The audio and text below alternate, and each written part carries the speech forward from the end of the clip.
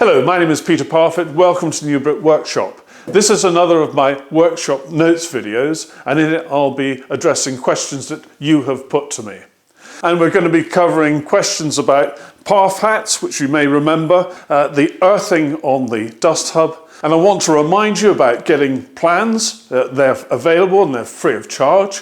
And then I want to introduce a new idea how you can get in contact with me, pose a question, and I'll then attribute the question to you in a video like this. So it's time to get going. Now we're going to start with the Parf hats, but before I talk about those, I need to make sure that you know about these. And these are Veritas Parf dogs made by Lee Valley. I designed them, and they've been designed in order to make it really easy to make really accurate 90-degree cuts using your Festool MFT3 or a custom track saw cutting station. Now the idea is that you would put two of the Parf dogs into your MFT3 or cutting station, and then these associated bench dogs, again Veritas bench dogs from Lee Valley, you would have those in the holes up here as well. And then once your piece of wood is pushed against these dogs here, and then your piece of track is put firmly against the two Parf dogs with your track saw, you're then going to make an absolutely perfect right angle cut time and time again. And it is so easy. This is the only way that I cut sheet goods now. I've got a purpose-built cutting station, and it's brilliant. Now, on to the Parf hats. Now, Parf hats are very easy to make. Basically, all you do is you take a square piece of wood. It doesn't actually have to be square, but anyway, roughly square piece of wood, and then mark the center with a couple of crossed hair lines, and then drill a hole which is at least 25 millimeters in diameter, because the boss size, that's the thicker part of a Parf dog, is 25 millimeters.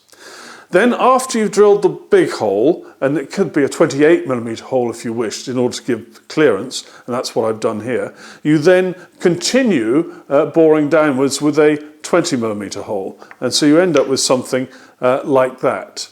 And the top of the Parf dog, it doesn't matter if it sticks out a little bit or not. So the accuracy in terms of height is not desperately important, but what is important is you try and get that drill hole square, because then the Parf dog and the Parf hat sitting on it will be reasonably square on your workbench.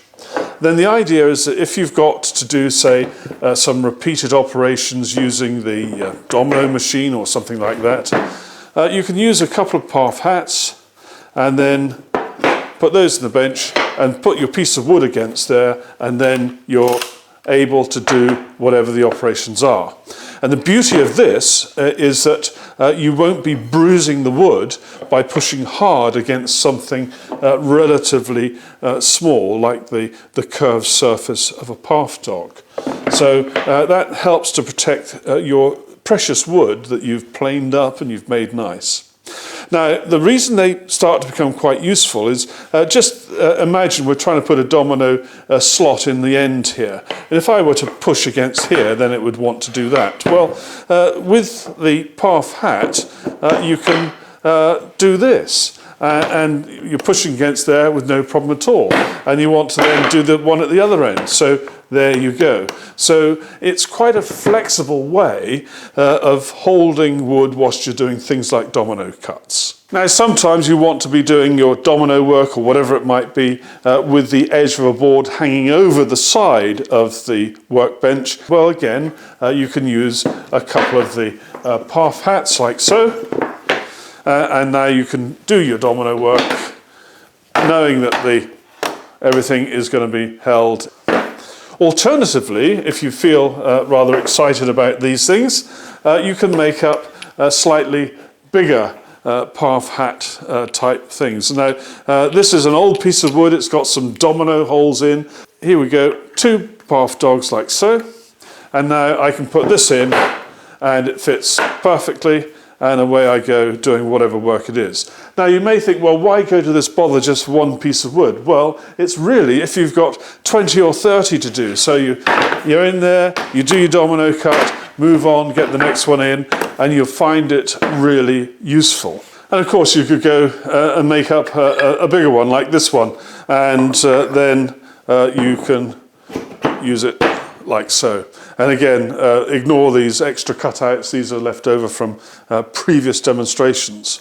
Now, one of the brilliant things about the Festool MFT3 is that all these rows of 20mm holes are at right angles to the columns, and that means you can use the Parf dogs to get perfect right angle cuts time and time again.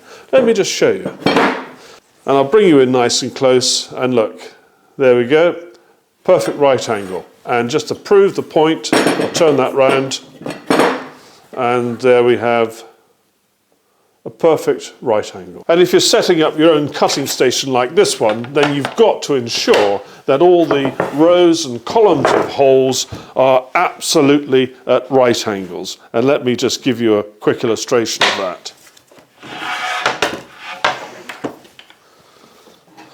And I'll bring you close in, and there we go. That's absolutely spot on. So when you're laying out holes, you've got to know how to do it. Now, in order to do the earthing on the dust hub, what I've done is I've taken a connection to the earth, which is supplied by the mains, and I brought it out in two places, one just here at the side and one on the top.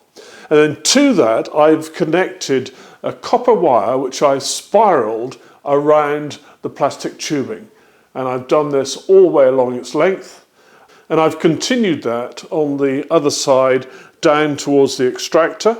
And I've got the final connection is via a piece of flexible pipe, and I've made use of that. And then when I've got to the ultimate dust deputy, I've arranged this connection so that there's continuity between the earth wire, which I have wrapped round the dust hub arrangement, and the plastic of the ultimate dust deputy, which in itself is connected to earth as well. And it's very easy for me to disconnect the extractor and ultimate dust deputy from the dust hub arrangement to bring it over to my tracksaw cutting station here. Let me just answer one point which was put to me a few weeks ago. The bags that are inside your extractor, although they're not going to pick up much debris, in fact very little, they will get some very fine dust that gets through. Now, I change the bag on this extractor once a year, and this is my brilliant Festool CT26. If you haven't got one, you need to get one of those, and then you can get yourself an ultimate dust deputy too. Now, I'd like to talk about communication between you and me. Now, if you would like to get hold of a copy of my plans, then I need to know your email address. And if you're going to give me your email address, you need to do it by a private message. And you do that in YouTube by finding somewhere where it says New Brit Workshop, click on it, and that should take you to a new screen where you should see one of the tabs that says About. Click on the About tab, and then within that you'll then see Send Message. And in there, it's a message that you'll be sending directly to me, and nobody else can see it. Let me know your email address and any plans that you would like, and I will send them to you completely free of charge.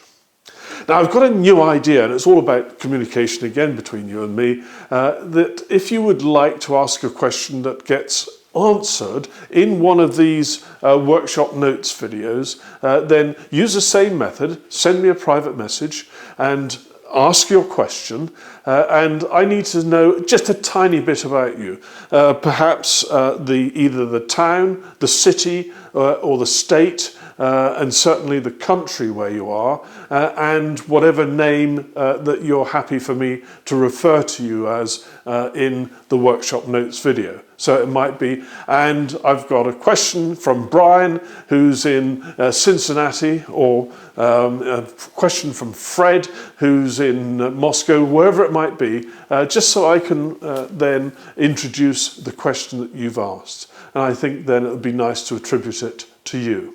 And if you want to send a photograph or something else which gets included with the video, then send me your email address and I'll send you the email address that I wish you to send the photograph to, and that can be included as well. And the whole idea of this is to make it just a little bit more interesting for you and for other people. And so the more of these things we have, I think, the better. That's it. Thank you very much for watching. Take care. Bye-bye.